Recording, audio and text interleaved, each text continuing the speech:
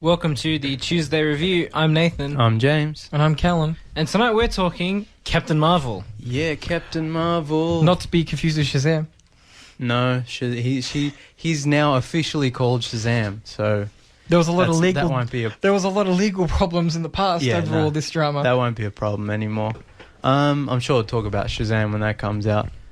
So we're going to jump right in with spoilers. There's no point in doing non-spoilers. If you've seen all the other Marvel movies, you're going to see this one. If you're not, that would be kind of silly because this ties into Avengers Endgame. So you kind of need to see it to explain some elements of that movie. And if you're not interested in superhero movies and you're wondering if you should watch this one, Callum and I would say probably don't, and Nathan would say, yeah, give it a go. As far as superhero movies go, this movie, it takes a step back. It's a bit of a slower one. Yeah. But like for what I'm people saying, who don't like comic book movies, yeah, like the more exciting ones are better. Yeah, like what I'm saying is, like, there's a sort of investment you put in the Marvel movies, and if you haven't seen them all, if you're a person who hasn't seen them all, but then wants to know if they should see this one on its own, probably not. No. But yeah, otherwise, if you're listening to this episode... This is not an entry-level superhero movie. Yeah, if you're listening to this episode, you've most likely already seen it. So from now until the end of the show, we're going to do full spoilers for Captain Marvel. If you haven't seen the new Captain Marvel film, this is a major spoiler warning. Nathan, do you want to go first? Sure.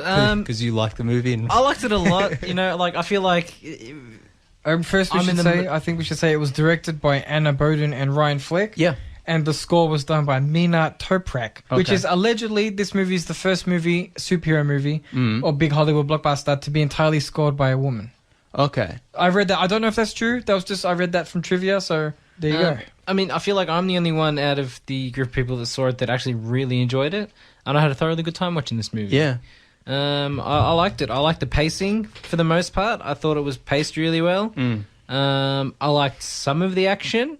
I felt like some of the fighting was, to me, like this is all, of course, this is all subjective, and my thoughts and opinions won't reflect yours. But I thought the action was quite well handled in this movie. Okay. I liked the action scenes. I liked some of the nostalgia. There wasn't all that much. Yeah. I liked the way it was shot.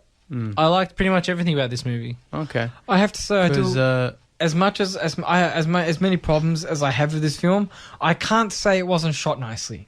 There were some scenes. Some of the scenes I thought were shot very well, and I was like, "That's a pretty nice artsy looking shot." Look, most of it looks fine.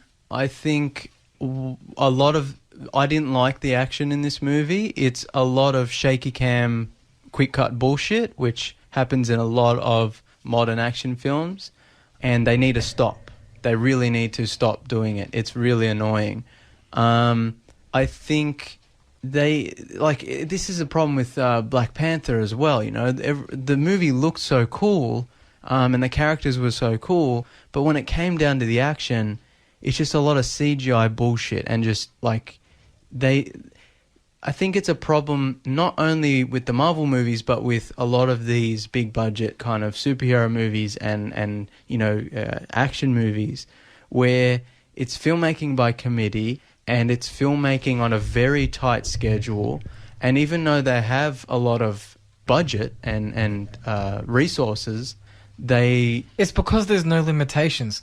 I've said this so many times. I don't think it's that. I think it's like, the directors are known more for indie films of Captain Marvel, and when it comes down to the action, then they're not like there's no real strong visual filmmaking in the action in this movie, and I think it's more of a Marvel problem where it's like they don't really have the time to get down and dirty and choreograph the fight scenes and really do it justice and really bring in the practical effects and the stunts, because what they do is just like, it's just shot really plainly and boringly. There's like lots of CGI crap flying around. There's no weight to it. Do you honestly think the majority of people going to see this film care? No. And that's I think that's the problem, is people have just accepted it now. It's to them, CGI looks fine, even though it looks really Also, bad. Some people might think the quick cam is exciting. It's like, oh, look, all this stuff's going on. And I think that's a problem as well, where older movies are considered boring and slow to a lot of people because there's not shaky cam and CGI crap going on. We know people who don't like watching older movies because they think that they're slower, they're duller, it's not as well done. Yeah. So I think that it's a problem with our generation, not just older people, because we're so used to the blockbuster, the Transformers, the Fast and Furious, where everything's high octane. Yeah. That a slower action movie is like, oh, why bother? Yeah, and those are the best movies. The greatest action movies came out in the 80s and 90s because of the practical elements, because of the stunts, because of the slowness, because of the build-up. Because of the thinning Bruce Willis. Exactly. And now we're just getting, just CGI stuff flying over the screen. There's one scene where Carol is like falling through the sky and she's like, got a... You picked the one really bad exception. No, it's not an exception. It's throughout the entire film, and this is kind of the highlight of why it's so terrible. She's like doing a T pose, and she's all CGI, and her face is all flubbery CGI, and she looks like Andy from Toy Story, and I'm just like, why? All you had to do was film Brie Larson in front of a green screen.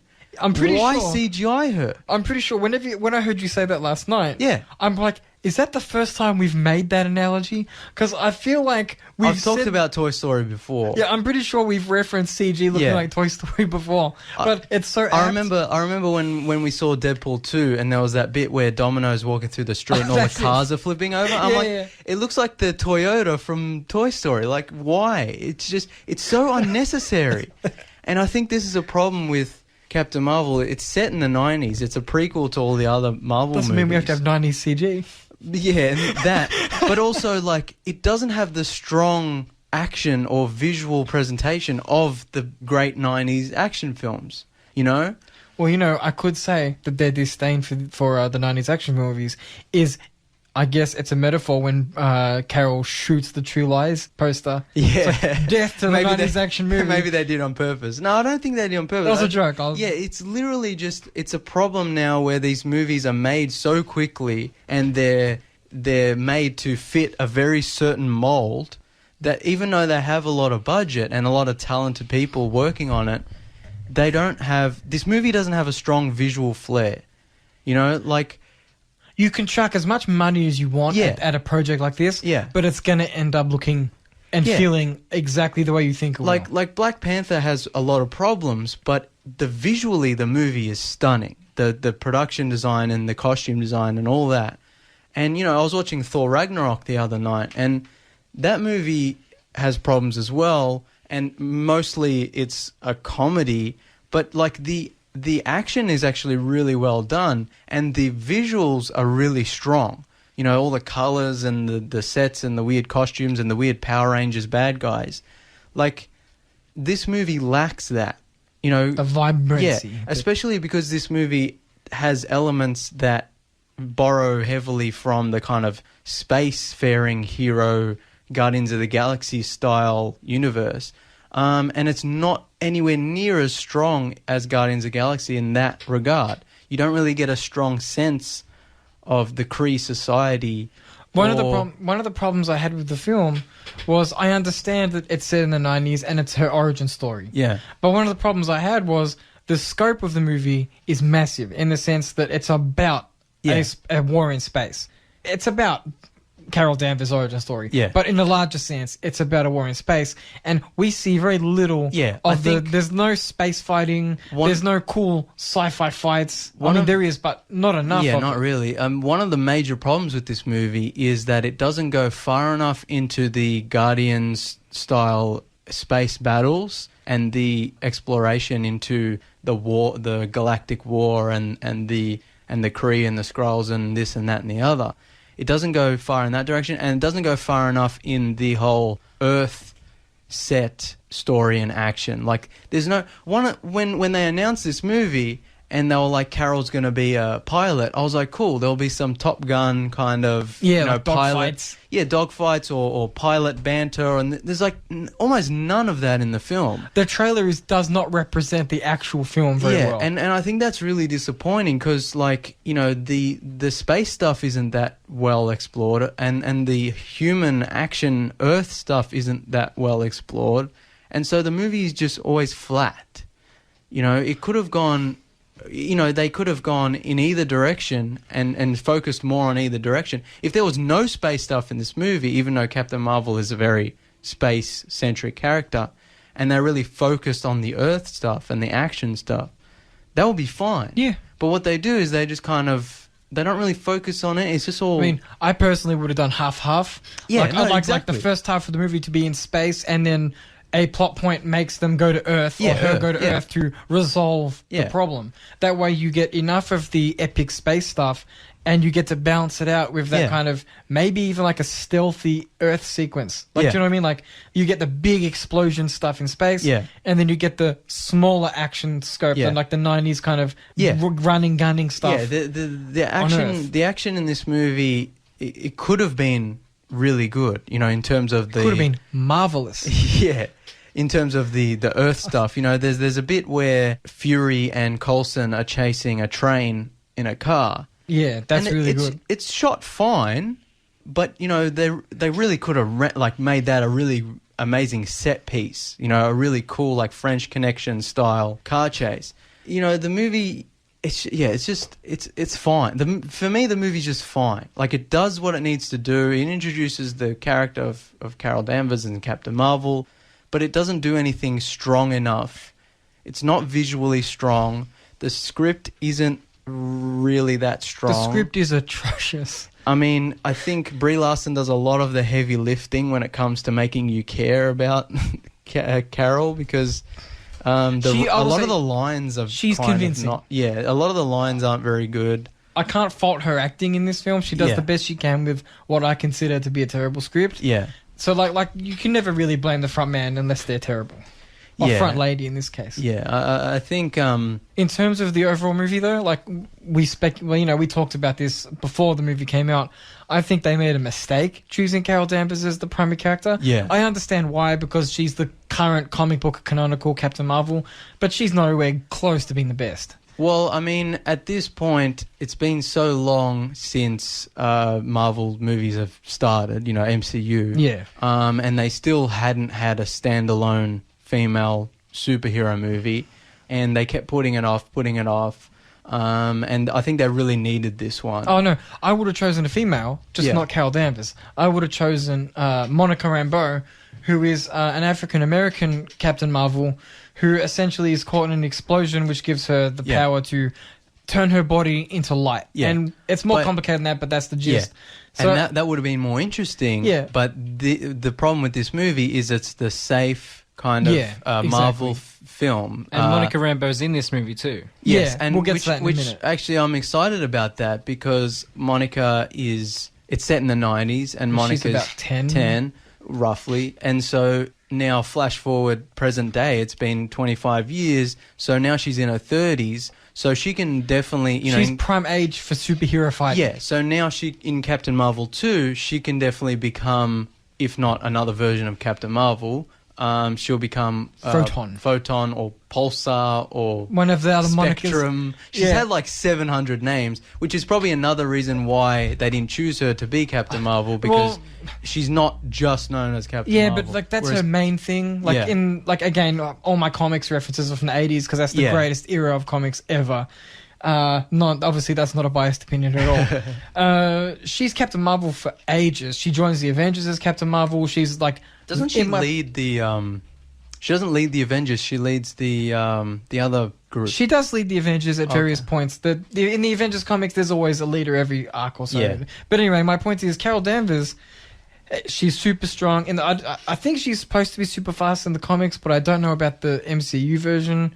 But she's like Superman. She can fly. She's super strong. She can shoot energy beams. Yeah. At what point do we say who cares? Like, okay, when you can do everything, you can do nothing. Yeah, basically. her powers are less interesting than Yeah. Monica's powers. Like Which when you can take down any enemy you Yeah. want with Monica with can- relatively yeah. little effort, that's not interesting. That's I want- another problem with Human the- struggle is a part of being a superhero. That's another problem with the action in this movie is Carol has the ability to shoot these energy blasts from her hands. And give cancer to everyone she touches. Yeah, and she's super strong and she can fly, but all the enemies she fights are pretty normally powered or a bit stronger than normally powered. She doesn't have a good They're your villain yeah, exactly. to really face off against. And when Even she's- the final fight is like yeah, and when she's fighting Yon Rog, played by Jude Law, and he does a pretty good job. yeah, and it's like, but his normal Kree power, which is stronger than humans, But nothing. but He's just nowhere near close to he can't Captain fly. Marvel's I don't powers. think he can no. fly. And he has these like glowy energy wrist Like a weapon yeah. things.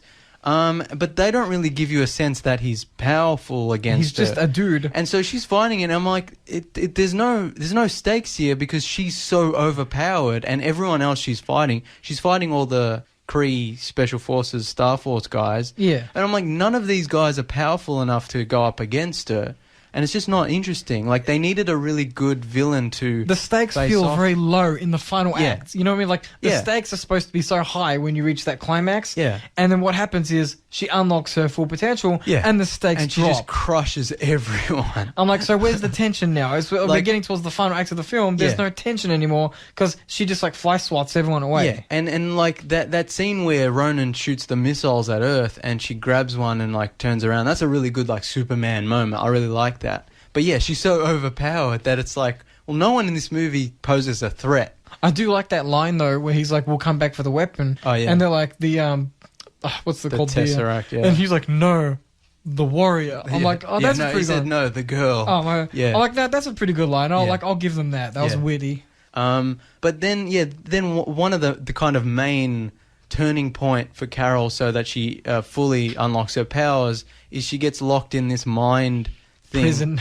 Yeah, with the Supreme Intelligence, who's the ruler of Kree, the artificial intelligent ruler of Kree. And I'm just like, this is so boring. Like, they really needed a bizarro Captain Marvel, someone to match her blow for blow.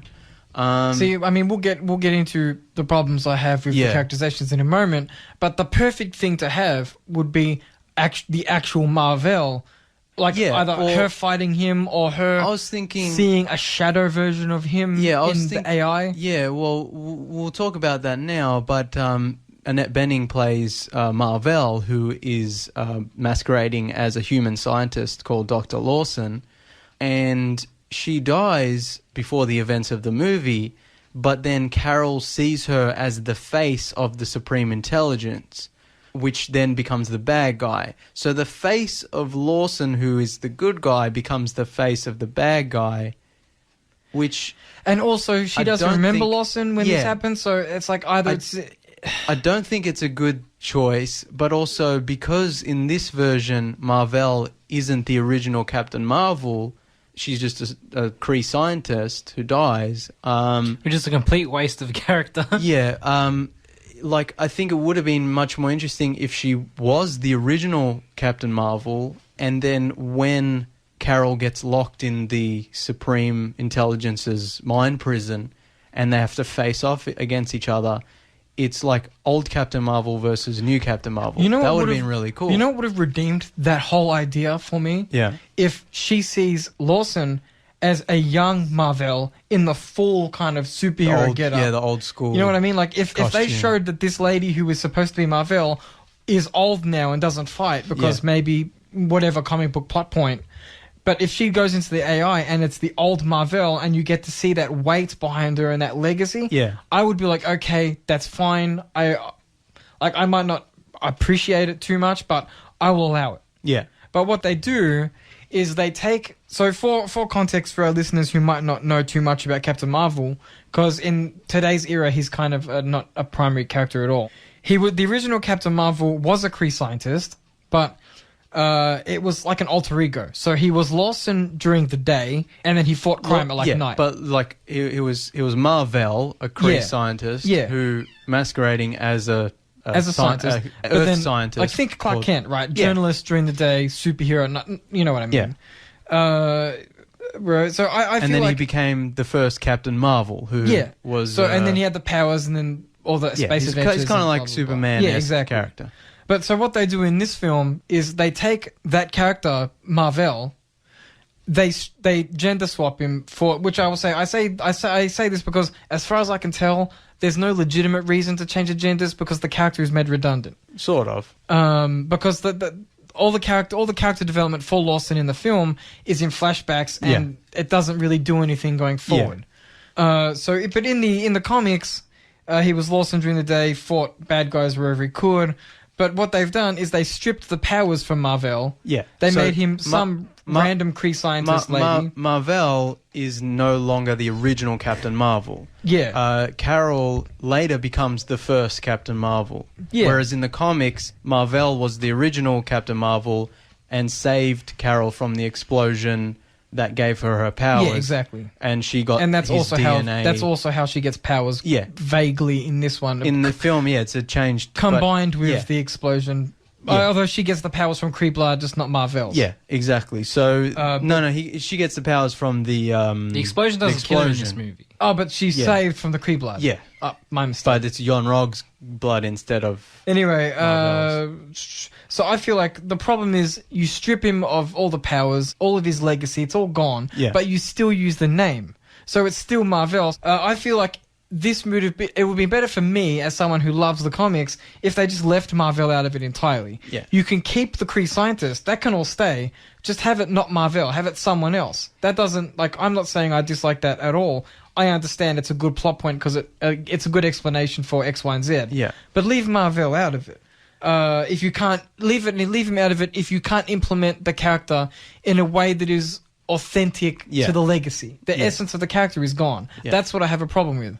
Do you use the character's name and of course like the logo and all that on the little the PDA, but you strip the legacy away and you just waste the character. As Nathan said, it's a waste of the original Mar-Vell. Yeah. Because they just kill her off. I didn't really have a problem with it because what they're doing in the movie, which all Marvel movies have done to an extent, is take the 50, 60 years of comic book history and sort of condense it and streamline it for the modern movie experience and to fit it into their, mold. Yeah, but like what I mean is, why did it have to be Mar-Vell? Yeah, but in doing so, they strip a character entirely of their legacy, which is what you have the problem with.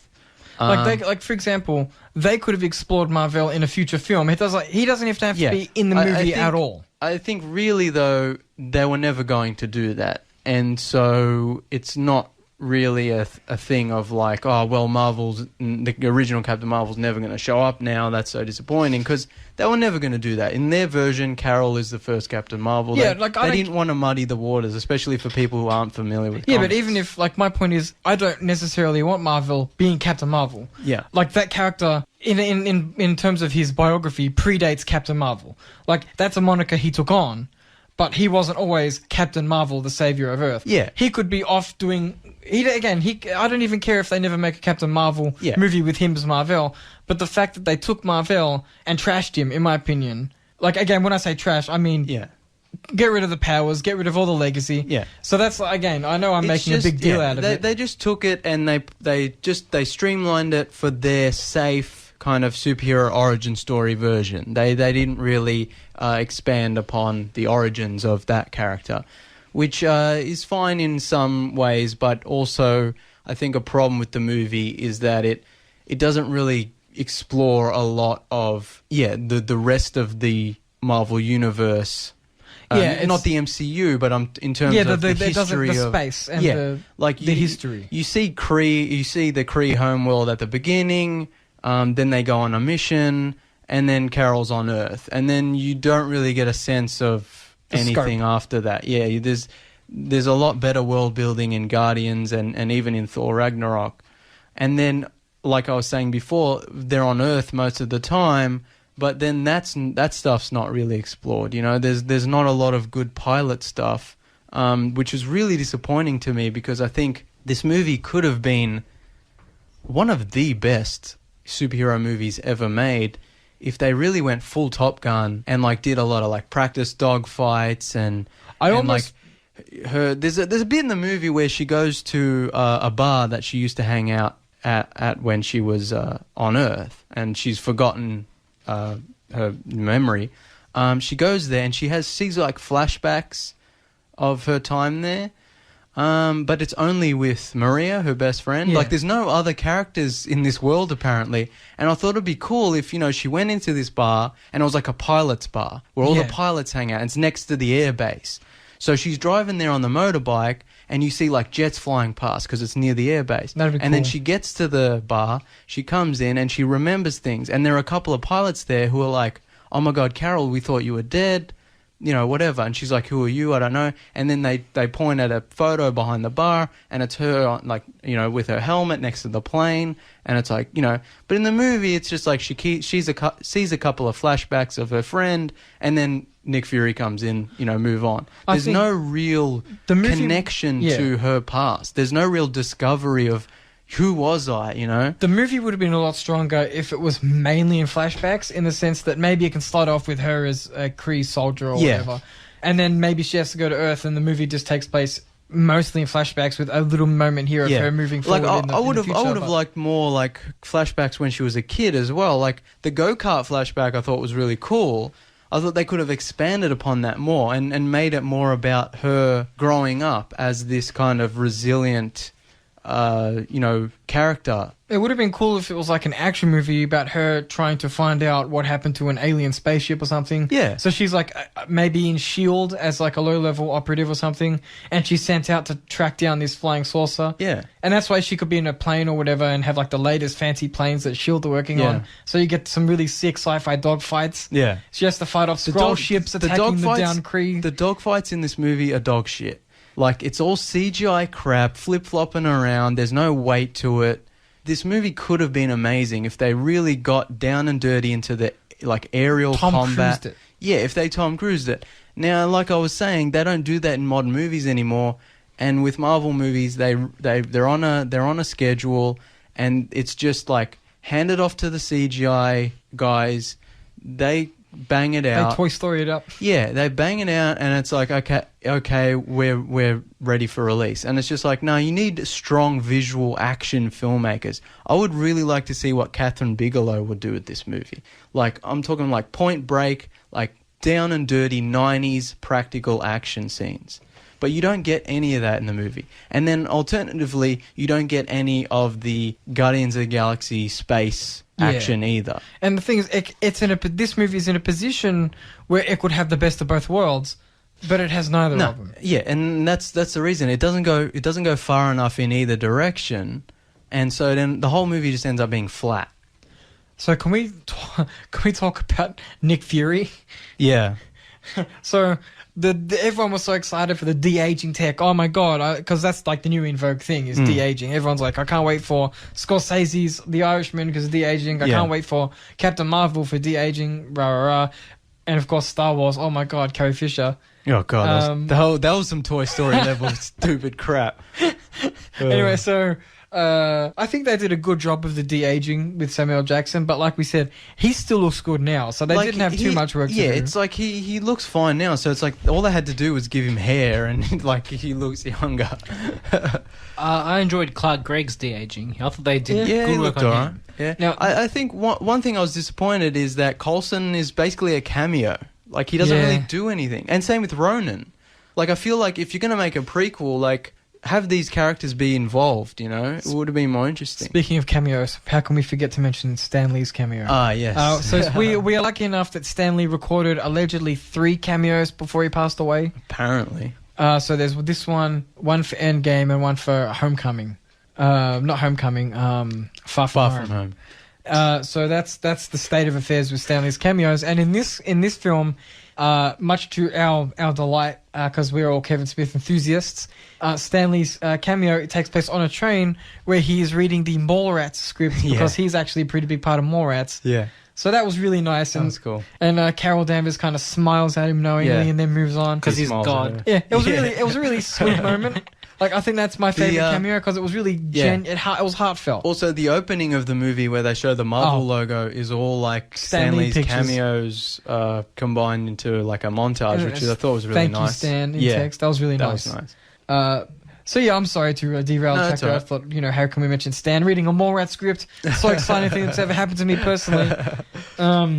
But yeah, so Nick Fury's character in this. Have we talked about this, or was that before the show? No, that was before we.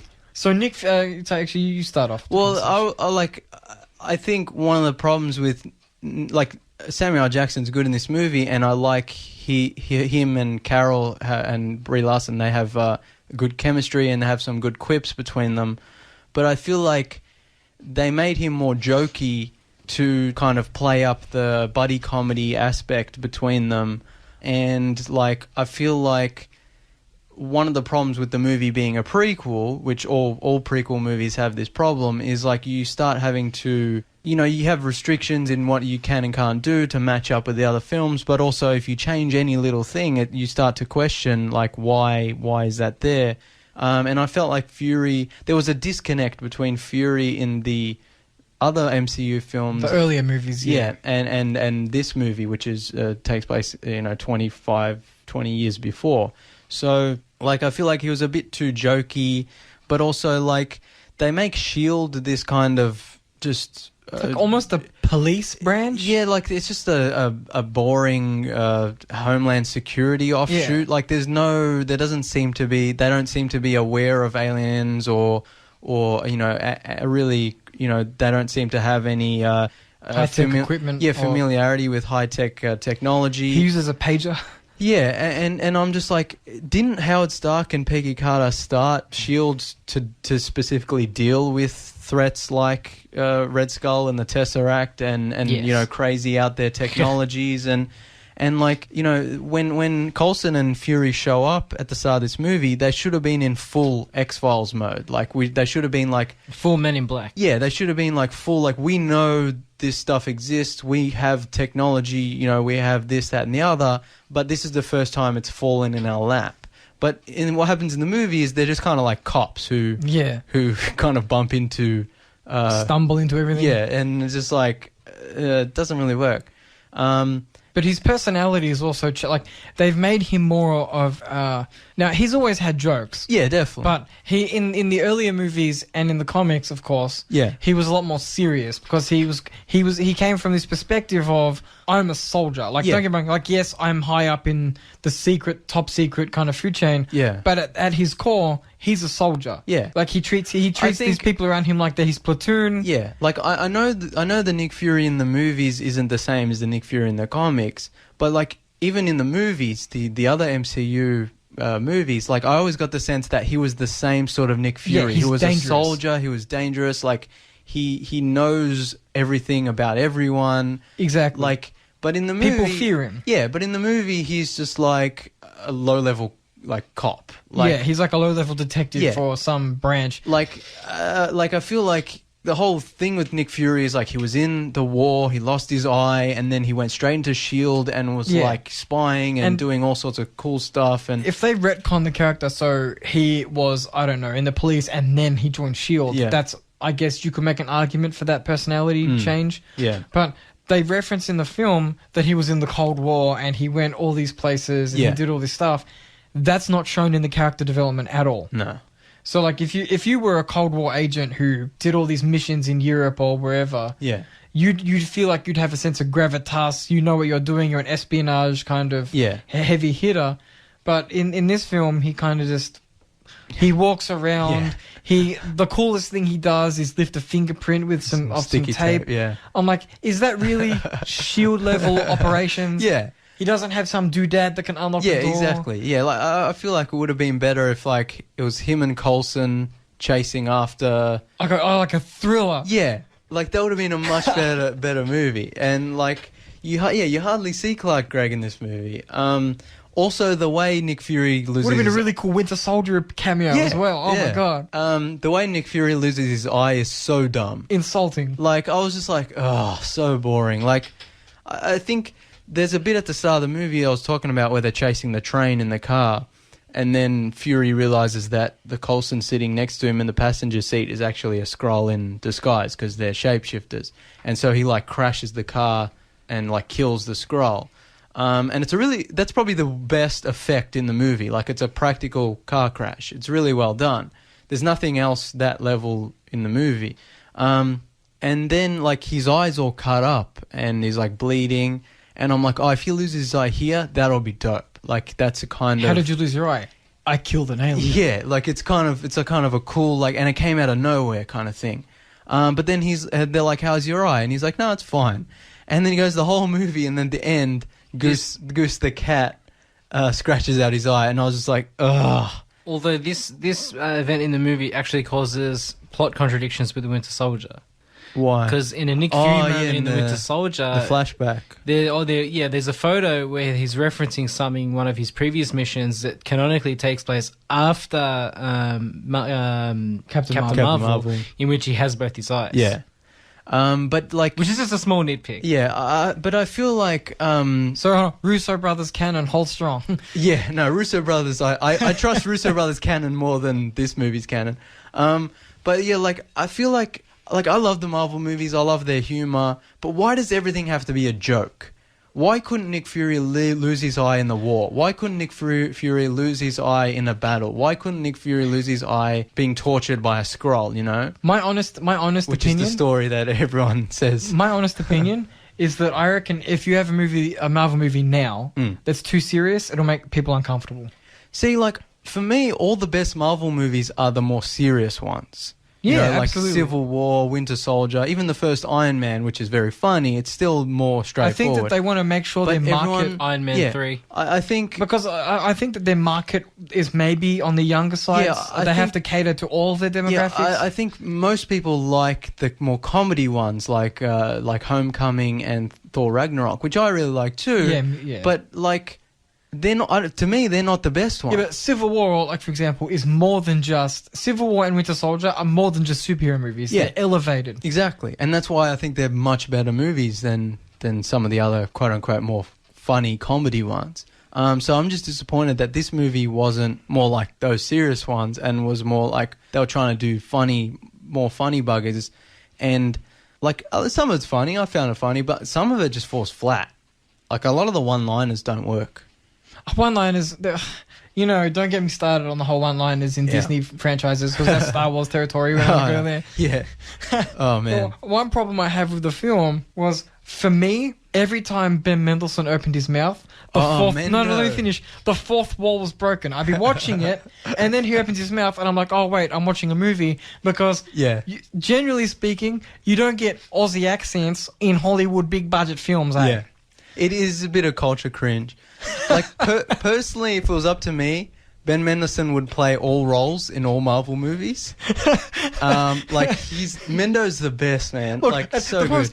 We know he can do an accent. Yeah. He just chooses not to. I think, like, yeah. I think they were so happy to have him in the cast. They're just like, you do what you want to do, Bendo. And he's like, yeah, g'day. I think it turns into... It's more like what I was just saying, where it's like they want to make it more funny. So Talos, instead of being a sinister villain, ends up being more of a ham. He's a good old bloke. Yeah, he's a top bloke. And then at the end of the movie, they even do that further, where all the Skrulls are actually the victims, and all the Skrulls are actually the good guys. See, I thought of a good way to reconcile this for my own personal comfort. I would have thought it was cool if the Skrulls spoke in whatever accent of a person they'd imitated last. So that way you could be like... that would be a bit complicated. Yeah, I know, but if they had like them speaking an English accent from in London, and then next time they could pull it off somehow. They're a lot smarter than I am. No, but my point is, I think there are better ways to communicate that Skrulls don't speak Aussie. Well, I think... Look, I would have liked also, if they spoke in an actual Skrullian language with subtitles, I would have liked that a lot. But again, the demographic problems... Yeah, I think... I don't mind the Aussie accent. For like a high fantasy kind of movie like this, and pulls even you out a bit. And even Rogue One, it does pull you out a bit. But I think it's not out of character for the Marvel movies because all the Kree have all different accents and different races and all that. So it's like it's not really completely out of the realm of possibility, but like if I was making the movie, I would definitely have a consistent accent for the Skrulls, a consistent accent So like for the the Imperials, Kree. for example, they all pretty much have British accents, don't they? Apart from Ben Mendelsohn. The Empire in Star Wars. Oh yeah, They no, pretty much exactly. all have the apart from Ben Mendelsohn, they all have the unified that's accent. a good point too. Is like other than maybe Obi-Wan, like most of the rebels are like American, and most of the Empire are like British. Like I think it's better to have a consistent sort of thing. That's what I said. It's a fourth wall breaking thing. Like, if they were all Australian, I'd be like, okay, that would be a bit much. I guess as long as it's consistent, I can't honestly complain too hard because then I'd look weird. Yeah.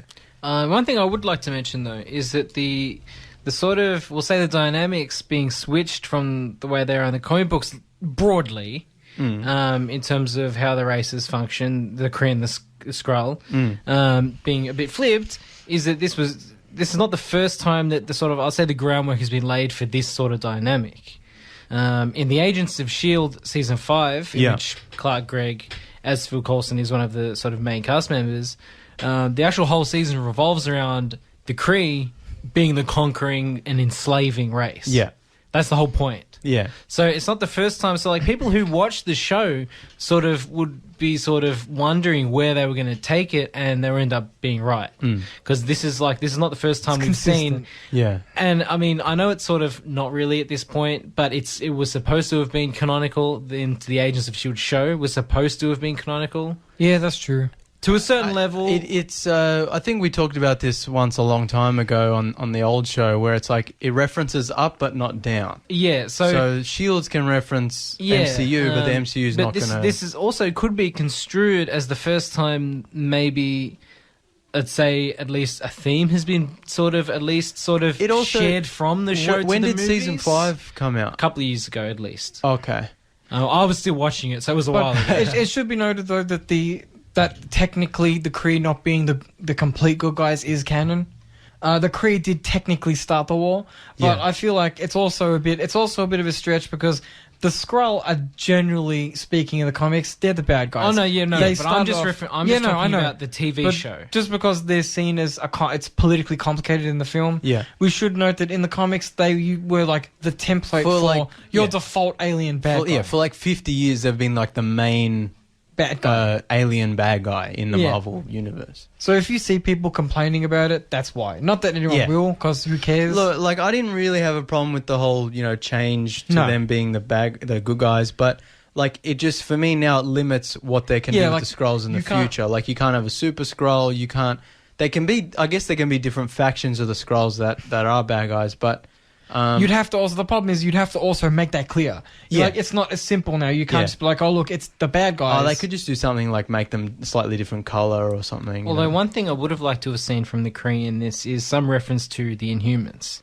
Yeah. Like we could have had some sort of reference line of being like, we conducted experiments on these planets before, let's activate some of our soldiers. That'd have been cool. That would have given Captain Marvel some actual supervillains to fight. Yeah. Do you know what I mean? Like there could have been some interesting fighting through that. This is another connection to Agents of S.H.I.E.L.D. in which a large part of the early seasons kind of was revolving around the Inhumans or people who were of, we'll say, Kree design. Okay. They even capture a Kree in like season 1 or 2, like a corpse, in which they experiment on it.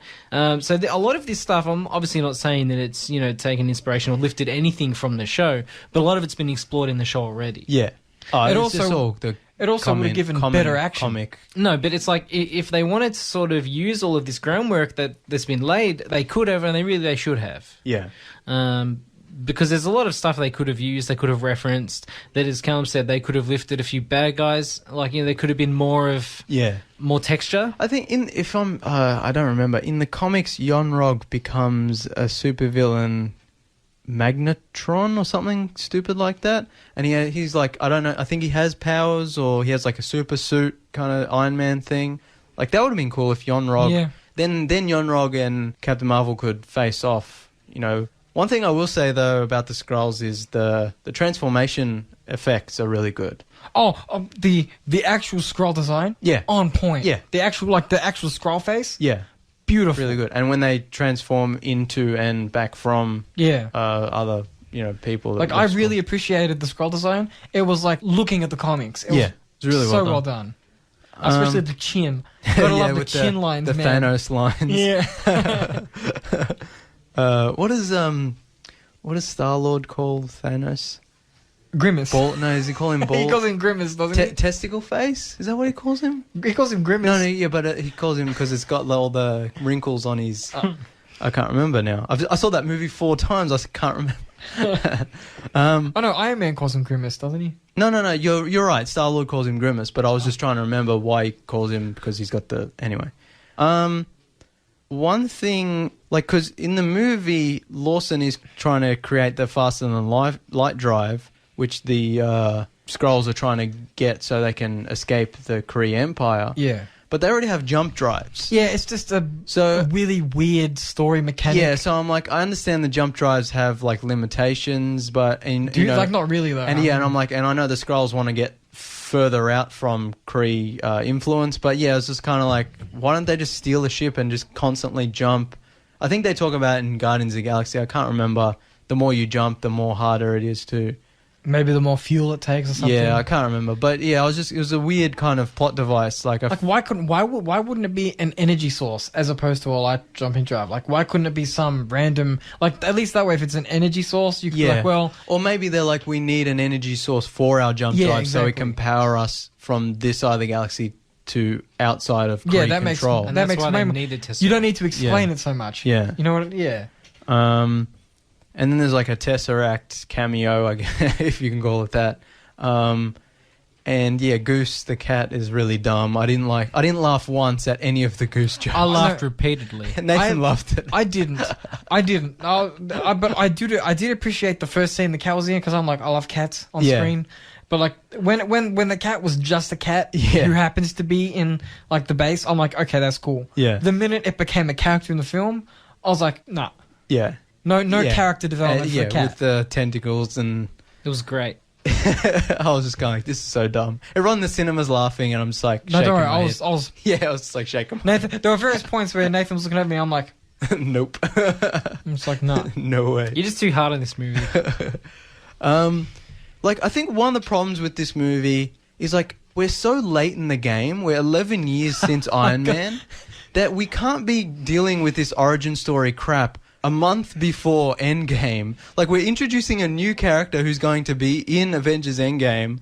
Like, it's just like, we've got enough characters to worry about. I have that in my notes. Yeah. Awkward MCU placement. Yeah, and I'm like, if this movie came out, like, around the time of the first Avengers movie, like, it would have been fine. And, like, we would have been able to grow with Carol and see her character develop and have her interact with all the other Marvel characters, and then have her show up in Endgame. But it's like they just literally dropped this movie in a month before Endgame, and then have her show up in Endgame. Look, now I really liked this movie. I did, but I feel like it was mistimed. Yeah. And if they wanted to do a female-led, female-starring superhero movie, they could have just done Black Widow. Everyone's been talking about Black Widow for years, and Marvel keeps putting it on. Yeah. Or they could have done Scarlet. Did Scarlet Witch die in the snap? Yeah. Yeah, well, never mind then. But they could have done other no heroes. No one's going to return from the snap. No, but not before Endgame at least. But they could have done so many other things. Yeah. Look, I mean, we've probably talked about I don't remember if we talked about it on the show, but I reckon a Black Widow espionage thriller would have been a great film. Could have been a great film. Well, they're still apparently going to do it, but we'll see. They never really have any concrete announcements. But yeah, like it'll be explained in Endgame, I'm sure. But it's like this movie doesn't really show why she's so important to defeating Thanos. Oh, because she's Superman. Yeah, and it's like, again, it'll be explained in Endgame, but it's like, where's she been for 25 years? No, like, she didn't hear about any of this stuff going on. I hope they write it into the film. I hope someone's like, where have you been? Yeah. Where were you when Ultron was, like, destroying Earth? I definitely think that'll be in the movie. I just like to say that Thanos, honestly, is not that powerful. They could have killed him, it was at least twice in Infinity War? If what's his name but their own cockiness got in the way? Yeah, like, I feel like... if Star-Lord wasn't such an idiot, it would have been fine. Adding this character... adding Captain Marvel in isn't like a surefire way to defeat Thanos, but it's kind of like, why is she the key? Like, you've got all these powerful characters who, Not to mention, we don't know if they're in the realm of the dead. Like, I don't know exactly what's going to happen, but who knows what characters are behind the curtain. Like, you know what I mean? Like, all the characters that have passed away. Yeah. Like, who knows what they could have done. You saying they're going to have, like, a second part of the movie where they're all, like, doing their own thing, like, in the other dimension? Yeah, I mean, that happens in, again, comics. But that happens in the comics, so I don't see why it's impossible that they could have an interaction with all the heroes. Yeah, well, it depends what... in the Ruby or whatever it is. It depends what the Quantum Realm and Ant-Man, where that comes into it. Because that was everyone's speculation, where they were like, well, his kind of Quantum Realm is going to come into play into how to defeat Thanos and how to reverse the snap. I mean, we'll see, but yeah. Who knows? Well, yeah, we've already seen in the trailer that Scott gets out of the Quantum Realm. And they're making another Spider-Man movie, so... Well, yeah, obviously. They announced spoiler alert. They announced Black that Panther 2 and everything else. Yeah, they're making a Scarlet Witch TV show, so, you know, I'm pretty sure she's coming back. Everyone's coming back. But I think... I talked about this in the Infinity War review when we did that for the old show, but I hope they don't bring Loki back. Like, Loki's been done. Oh, like, yeah, I agree. He died before the snap, therefore, don't bring him back. You know what I want to see? What was that? The Fear Itself arc, where it's like Odin's brother or something decides he's had enough. Yeah. So he, like, goes around destroying everything. I want to see that. Like, that's like the next step. If you want to make everything bigger and more spectacular. I just want to see Avengers vs. X-Men. There's a scene where... I don't have complicated there's a scene in that arc where Tony Stark has to forge a weapon in Midgard or whatever, and he's like slaving away. Well, that's what I think we were speculating, that because now Tony Stark is stuck in space in Endgame, that his suit's destroyed. Like, he'll either run into Thor and forge a suit at that'd be so cool. Yeah, with I'm getting excited. What is Peter Dinklage's character's name? Oh, Eitri? Peter Dinklage. No, but I'm getting excited just thinking about that. I'm nerding out over here. Like, that would be cool. I want Tony Stark to forge something with fire. You know, like an actual, like a blacksmithing. Like the first Iron Man movie where he makes the original suit in the cave. Except he's got like the magical kind of harnessing the power, harnessing the power of the star and like forging it. I want it to see. That's what I want for like the next like arc. Yeah, I want it to be bigger, more spectacular. That would be. I mean, now we're just going into full like nerd but dream still. territory, but like because Thor's hammer was forged there in Infinity War. And if Iron Man creates that new suit, and then they could do like Civil War 2 where Thor and Iron Man fight, but like they obviously have the same power level. Man, a boy can dream. The fields, like the fields we could cover. Like seriously, the things, the directions they could go in. Yeah, before we started this episode, I said we could probably do 4 hours just on Captain Marvel, but unfortunately we're already out of time. And yeah, we just kind of rambled about comic books, but I think we got through most things. Do you guys have any other things you want to mention about the movie? The only other criticism I have is there's a fight scene early in the film in which they will hit each other and then they'll trade some dialogue and then continue to hit each other. Oh, yeah. Like, that's so overdone. See, that works in comics, but it doesn't work in live action most of the time. Yeah. Just that sucked.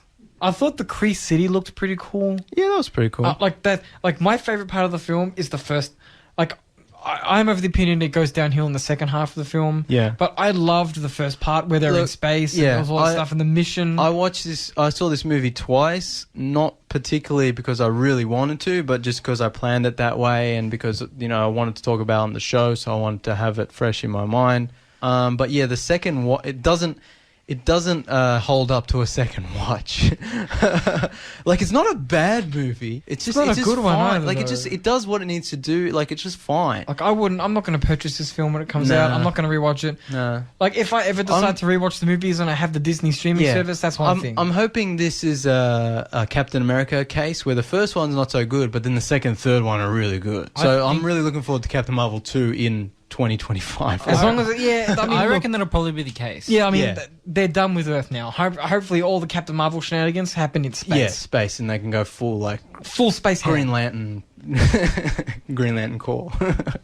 Maybe not Green Lantern. But honestly, this is the best Green Lantern movie we're going to get for a while. as many problems as I have with Captain Marvel, Yeah. it's better than Green Lantern. Oh yeah, anything's better than that movie.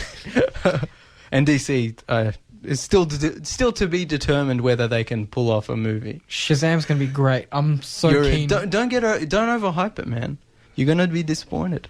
Well, I really like it, and I think don't listen to these guys. Just go watch. Like, it's not that bad. Go watch it. You'll have a fun time. I had a fun time, and we're about all out of time. Yeah. Thank you for listening. Please watch our Twitter page where we tweet spicy memes. Yeah, follow us at Tuesday Review AU. Where we try to stay relevant and on topic and see what's trending. Yeah, ring that bell. It's mostly just bad jokes and memes, but That's our Or bad good joke. jokes. Or good jokes and memes, depending on how you look at it. That's our jokes page. humor is subjective. You can contact us and please follow us on Facebook. Yes, like the Tuesday Review Facebook page and rate and review and What's our subscribe. email address again? TheTuesdayReview@outlook.com. But yeah, I mean, Just Facebook message you can us, just man. Facebook message us or tweet us. Or ring up at 98.9 North East FM. We're not- Tuesdays, it's Callum, 6 no one o'clock. listens live. We're always looking at the socials, so you Yeah. can contact us if you want. Yeah. And listen to our previous episodes on Shout Engine or wherever you get your podcasts. On your podcasting app. Rate, review, and subscribe on iTunes. And that's all for tonight. Adios, cousins.